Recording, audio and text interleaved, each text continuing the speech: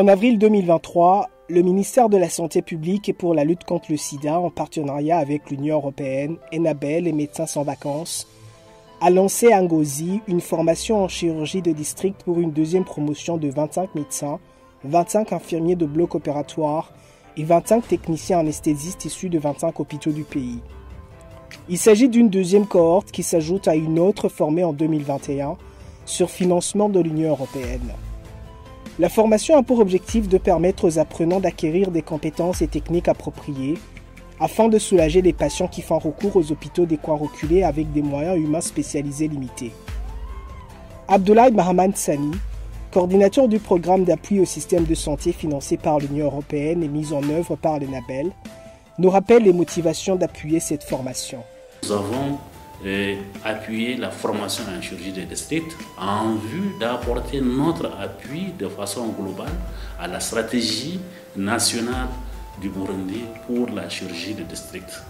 Et comme vous le savez, le district sanitaire est une entité opérationnelle du système de santé et qui opère les soins complémentaires.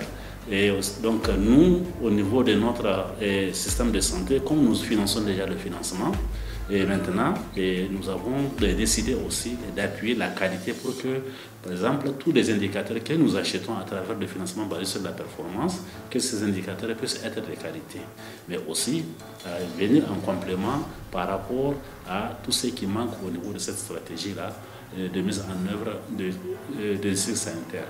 Les bénéficiaires de cette formation au site des hôpitaux de Ngozi et Gitega se disent ravis et indiquent que les cas de transfert des patients vers les hôpitaux de la mairie de Bujumbura seront réduits avec un impact sur l'économie des ménages et du pays. Cette formation nous a aidé à améliorer les compétences médico-chirurgicales du fait qu'avant, nous avons peu d'expérience ou peu de connaissances en matière de diagnostic et de traitement des urgences médico-chirurgicales ou des pathologies chirurgicales. Mais avec cette formation, nous avons acquis des compétences supplémentaires. Arrivé à nos structures qui nous ont envoyés, le taux de référence sera abaissé car les pathologies qui nécessitent une urgence ou les cas que nous référons chaque fois, aujourd'hui nous sommes en mesure de les gérer sans être référés. On va changer beaucoup de choses dans notre structure d'origine du fait que dans cette formation, on nous a montré comment on utilise les masques laryngés, comment on fait les blocs caudales dont on ne faisait pas auparavant.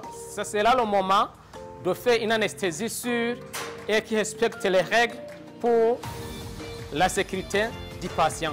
En tant qu'infirmier du bloc opératoire, nous avons appris des connaissances en rapport avec l'organisation du service du bloc opératoire. Auparavant, on ne savait pas nos rôles en tant qu'infirmier du bloc opératoire.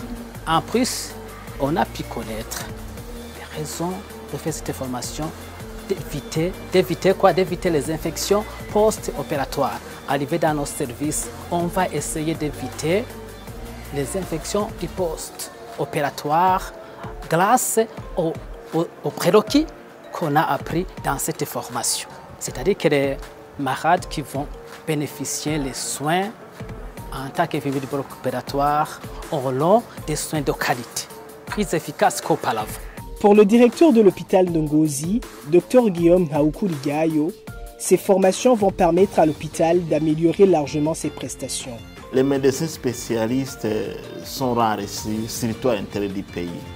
Et souvent, les médecins généralistes se retrouvent des cas compliqués, surtout la gestion des urgences chirurgicales et des urgences obstétricales. Une fois qu'ils ont des compétences qui ne sont pas avec des compétences, je dirais, faibles, souvent les patients souffrent. Et on joue souvent sur les transferts. Et souvent, quand on fait le transfert, c'est aussi le retard dans la prise en charge. Donc cette formation est bénéfique pour les patients, premièrement, parce que la plupart des cas vont être gérés dans les hôpitaux de district. Nous envisageons de former encore 11 équipes pour venir, si vous voulez, s'additionner aux 12 premières équipes que nous avons formées. Au-delà de tout cela, nous avons prévu aussi dans notre intervention d'appuyer la formation des formateurs.